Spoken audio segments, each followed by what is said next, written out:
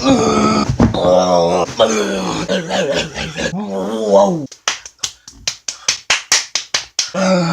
up, guys? Rogneish and we're back doing another review of Friday the 13th, and this is the last Paramount Friday the 13th movie that they made, because this movie did so bad in the box office, and the budget was too big, and they didn't make it all back in the box office, so that's why Paramount gave up on the series, and then New Line Cinema took it over for 9 and 10, which was Jason Goes to Hell, and, Final Friday, and then Jason X. Let's just start off with Jason Takes Manhattan. Oh my. Easily the worst one I've seen so far. This movie was absolutely terrible. It was horrible. It's one of the worst movies I've ever seen in my life, to be honest. It's honestly so stupid and so dumb. Yet it's entertaining. It's just entertaining to watch. It's so stupid. Okay, did I tell you about the most idiotic part? So this girl who would crack, of course, decided, hey, well, the professor, he really wants my report. Besides, the professor is a complete dickhead in this movie. You all want him to die. So he doesn't die until they get to Manhattan. Yahoo. Oh yeah, did I also tell you that Jason doesn't take Manhattan? He takes a boat, and now it's like an hour of the movie. Not even. That's like more than an hour. And then like the last 30 minutes are in Manhattan. Yeah. Yeah, exactly. I guess because of the budget, they had to do most of it on the boat. But it's called Jason Takes Manhattan. It's a complete lie. So basically what this girl thinks is that, hey, I'll just get crazy and really crazy with my professor. I wrote down a bunch of notes again because I needed to write down notes. I didn't have as much as 7 the other day, but this I needed to write them down. Also, I was going to be so confused. Okay. One of the biggest parts that I hate about this movie is little Jason. He is the stupidest part of the movie. He should never been in here.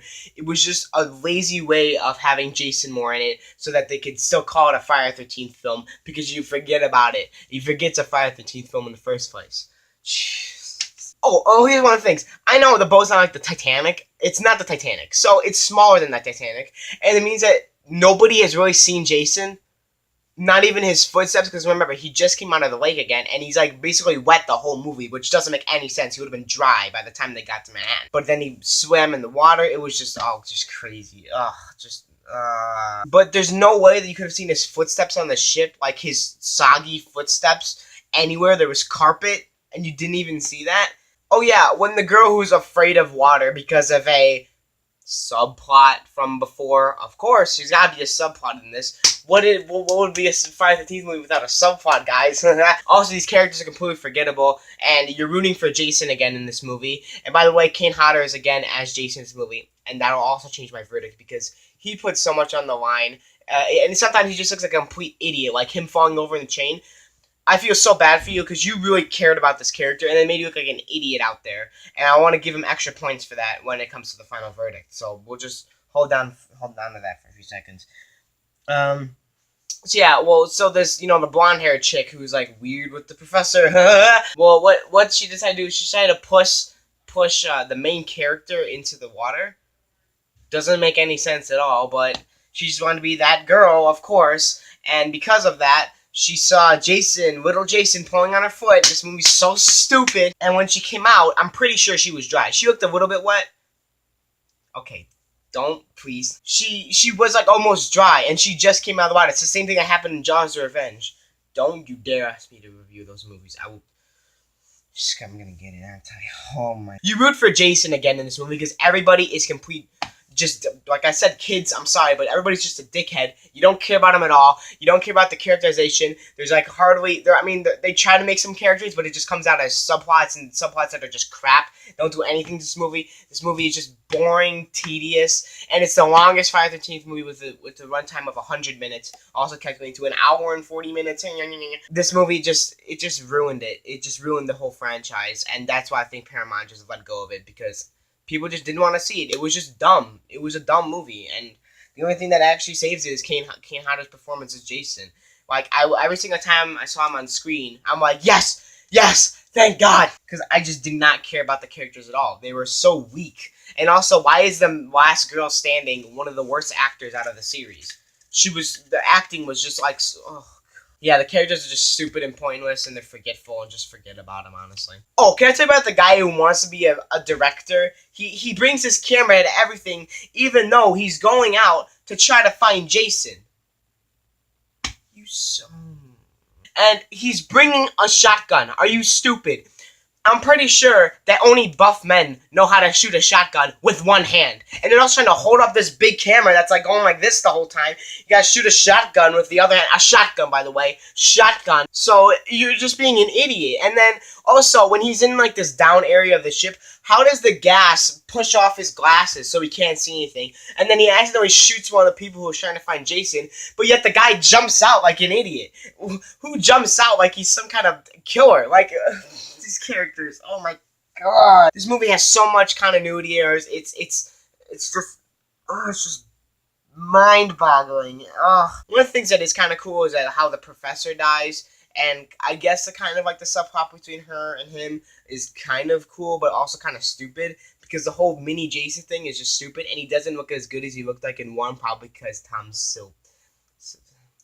Tom Savini was on the makeup for the first movie, and he did a great job. This is Jason, looks like an idiot. Oh, but not only the kid Jason looks dumb, the full body Jason looks also so stupid, and he just looks like a complete idiot, and he looks like a Muppet left out in the sun to dry. Like, it just melted. He looks so bad. Ugh. I hope they paid you a lot. Oh yeah, and also when Jason confronted the guy in the glasses, he had his gun in his hand, yet he dropped it when he saw him. Are you an idiot? And even if he had the gun, he probably wouldn't have taken shots at him in first place, because these characters are so dumb. I hate the professor. That's another thing. I hate the professor. It's really just a worthless piece of garbage. It does nothing. He's just so dumb. Hate him. I wish he would just never been in this movie, because he's just dumb. Movie title was a complete lie, like I already discussed. He doesn't actually go to Manhattan until like the very end of the movie. Besides, the way he dies, he turns into a little kid.